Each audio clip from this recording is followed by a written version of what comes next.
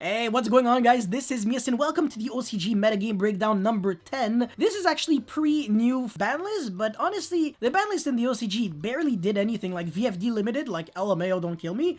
But yeah, let's get into it. So, as we can clearly see, apparently Zodiac is the best deck. 20.2%. This is the most roller coaster E format I have ever seen in my entire life, especially because freaking Kotalker is second place with 8.1%. Well, to be fair, it is tied with Virtual World, but still, Kotalker, man, this is beautiful to look at because it's just proving that if you're a really good player with your deck, even if less people are actually choosing to play it, it still doesn't mean that your deck isn't good. You know, it doesn't suck. So Kotalker is really getting scary now. I feel like people are probably gonna catch up to the fact that it's a good deck and probably are going to play it even more, so definitely expect Kotalker, I was gonna say Dragon Maid, Kotalker to be up there moving forward. Dragon Maid, I guess, also had that hype, but I don't know why it died off because it kind of had a lot of good matchups. But anyways, Drytron is actually the third best deck, tied with Sky Striker. My god, I was always saying, like, why aren't people playing Sky Striker? I mean, Engage is such a good card, but I mean, I don't know, people don't really want to draw cards now. I'm just kidding. Yeah, I mean, Sky Striker definitely have a pretty underwhelming Game 2 and Game 3, even though their Zodiac matchup should be a joke, and the Virtual World matchup shouldn't be that bad. Honestly, I don't really know too much, but yeah, anyways, Dragon Maid, solid top 5 best decks in the OCG, always super consistent at getting those representation. Then there's Eldritch, kind of getting disappointing, honestly, only 5 decks, so for Eldritch, I don't think this is a great number. Endymion, not bad at all. Shaddoll also, Shaddoll I want to say is pretty much on the same level as Eldritch now. Tri-Brigade, now this isn't only Tri-Brigade Lyrilusk, but it also has one Lyrilusk Tri-Brigade, and then Zodiac Tri-Brigade, and regular Tri-Brigade, I guess. Cyber Dragon, sure. I mean, again, Cyber Dragon in the OCG, people aren't playing the trap version, so they're playing the OTK version. I don't know how it's like there, but even if you're playing OTK, it doesn't lose to Maxi, so at least there's that the TCG doesn't really have, because if you play Maxi but you don't lose to Maxi, all the better for you. Anyways, Gizmek Orochi, I mean, yeah, no, that's actually good. Majo OTK. Yeah, it's a good deck. I mean, it won YCSs. I mean, won YCS and he got second place at Portland. Yeah, not bad. Pretty good, actually. At Ignister. Okay, I mean, I guess Kotalker is just officially the better Cybers deck. I don't know yet. I mean, I think we can safely say that these two decks, Ignister and Kotalker, are just significantly better than Salamangreat. But, yeah, I mean, I guess it's too early for me to make conclusions, but I definitely want to make, like, an update on Salamangreat because it's definitely interesting. Then, I guess there's Adamancipator. We don't know if they play Prank Kids necessarily.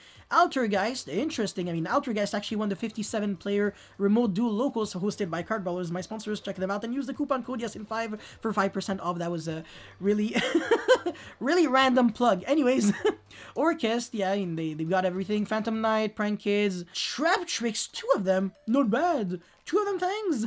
Then Zephyra, Magical Muskets, Mangrave Subterror, only 1. Oh, people really don't want to play Guru. People are nice in the OCG. They don't want to play Floodgates. Dragoon is banned. LMAO. Anyway, Zodiac, is there anything super interesting here? I mean, hand traps are not really good in Zodiac Mirrors, so you really want to play more utility cards. Floodgates are good. They're always good. Macrocosmos is a 3, so I don't really know why he's playing only 1, sorry.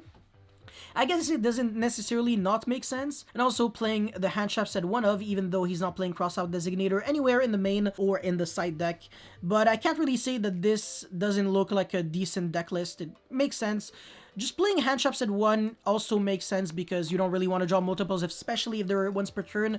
Ash is there to counter Maxi, Caught by the Grave is there to counter pretty much everything. Also, Elige the Golden Lord and other cards. Hieratic Seal, that's a huge one. It's a 1 for 2 because they lose the bounce and they lose the special summon from the deck, so they have less resources to play with. So if you can actually break the board, beautiful. And also Zodiac, they're really scared of proactive interruptions like Hieratic Seal, Compulse. yeah, I mean, cards that destroy during the opponent's turn, basically, because they can deal with actual negates, like reactive negates, like Bro Savage, Crystal Wing, etc., but they can't really deal with proactive interruptions. But that's basically it for the Zodiac deck. It's pretty standard. This Cyber's deck is the fun part. So I'm not going to pretend like I know much about this deck, but it's actually really cool that he's not even playing the continuous spell. It just looks like it's broken, but he's not playing it. And this is, I think, Micro Talker. It only searches the Signet Trap, which is like a solemn scolding on crack. It negates like everything, and then it freezes your opponent from using the same card until the rest of the turn or something like that. It's really scary. It's a really good counter trap, really good. And yeah, Ladybug is always just a good card. This, I think, just summons like an extra token, and it does something else, but I forgot. This is just a free special summon, a Math Mech. And then I don't even want to pretend like I know these guys. Cyber Secretary, no, Backup Secretary, I forgot. Basically, it's a free special summon from the hand, and then Dotscaper.